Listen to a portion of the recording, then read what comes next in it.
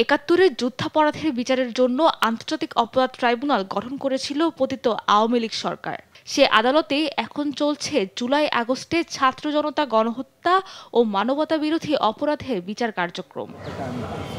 বিচার কাজ শুরুর পর প্রথমবারের মতো আসামিপক্ষের এক আইনজীবী ট্রাইব্যুনালের বিচারের এখতিয়ার নিয়ে প্রশ্ন তোলেন। একই সঙ্গে খালাস চেয়ে বিচারিক প্রক্রিয়া অবৈধ বলে আবেদন করেছেন।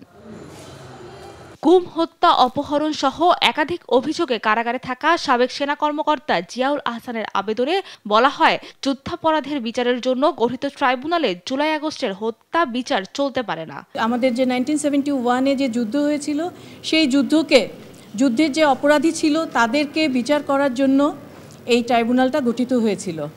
এবং এখন যে এই ট্রাইব্যুনালে এখন যে বিচারটা হচ্ছে সেটা হচ্ছে জুলাই আগস্ট। এটা হচ্ছে একটা পলিটিক্যাল কনফ্লিক্ট। এখানে কোনো ওয়ারের বিশেষত্ব নাই এবং কোনো ওয়ার নাই।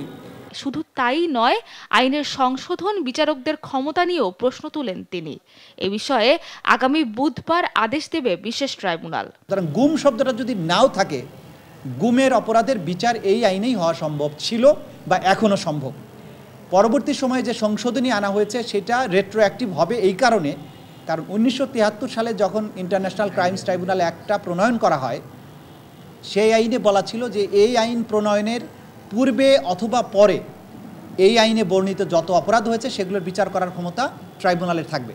চিফ প্রসিকিউটর বলছেন, মূলত বিচার প্রক্রিয়াকে প্রশ্নবিদ্ধ এবং বিচারকদের বিব্রত করতে এই আবেদন করা হয়। মূল উদ্দেশ্য গণমাধ্যমের নজর কাড়া। অহেতুক বিতর্ক তৈরি করে একটা হাইপ তৈরি করার চেষ্টা, এই পিটিশনের পেছনে একটা ম্যালাফাইডি ইন্টেনশন তাদের আছে। সেই কথাটাই আমরা আদালতে বলেছি যে আপনারা এই আদালতে যে অ্যাপ্লিকেশনটা দিয়েছেন এটা ম্যালাফাইডি উদ্দেশ্যে, একটা হাইপ তৈরি করার উদ্দেশ্যে। এই কারণেই তাদের এই একটা এক্সাম্পলারি কস্ট হওয়া উচিত।